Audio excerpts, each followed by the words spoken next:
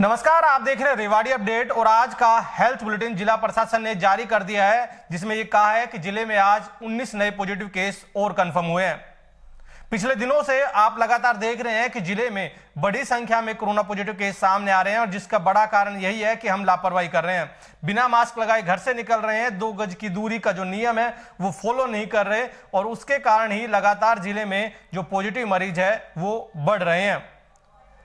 और जो ये पॉजिटिव लगातार केस सामने आ रहे हैं उनमें देखा यह जा रहा है कि अधिकांश ऐसे लोग हैं जो कंपनी कर्मचारी है, यानी बावल और धावड़ा 2 बड़े औद्योगिक क्षेत्र हैं जहां 90% कंपनियां अभी संचालित की जा रही है। उसमें देखने वाली बात यह है कि जो कोविड-19 की नियमावली है उसका पालन हो रहा है या नहीं हो रहा, क्योंकि जिस तेजी से उन कंपनियों के कर्मचारी पॉजिटिव आ रहे हैं तो ये खतरा लगातार और बढ़ रहा है और आने वाले दिनों में ये आशंका जताई जा सकती है कि जो पॉजिटिव केस है जिले में वो और बढ़ सकते हैं। आपको बता दें कि अभी तक जिले में जो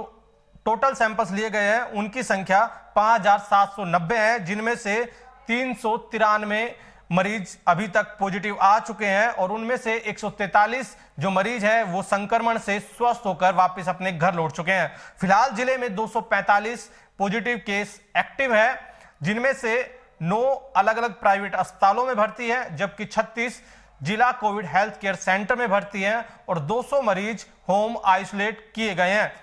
पहले जो सैंपल्स लिए गए थे उन सैंपल्स में से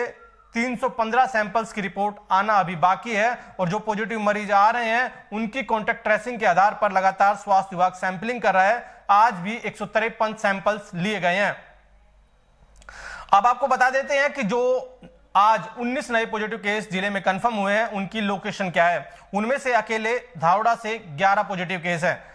जैसा कि हमने आपको कल जो जारी बुलेटिन में बताया था कि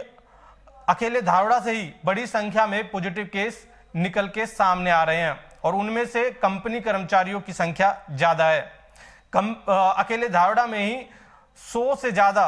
जो संक्रमित मरीज है वो इस आंकड़े को पार कर चुके हैं और अब आज 11 मरीज और धावड़ा में कंफर्म हुए हैं। इसके अलावा गोकलपुर, खरखड़ा, शेखपुर, धनोरा, छिपटवाड़ा, विजयनगर, सेक्टर 3, घिसा की ढाणी पार्ट 2 से एक केस कंफर्म हुआ है। यानी आप समझ सकते हैं कि लापरवाही हम सब पर कितनी भारी पड़ रही है और हम सरकार की तरफ से, जिला प्रशासन की तरफ से जो गाइडलाइन जारी की गई है उसकी जमकर धज्जियां उड़ा रहे हैं और जिसका खामियाजा भी हमें दिनों दिन भुगतना पड़ रहा है और आने वाले समय में आशंका जताई जा रही है कि इसका खामियाजा और हमें कहीं ज्यादा भुगतना पड़ सकता है। इसके अलावा जिला प्रशासन कोरोना वायरस की रोकथाम को लेकर लगातार कोशिशें कर रहा है।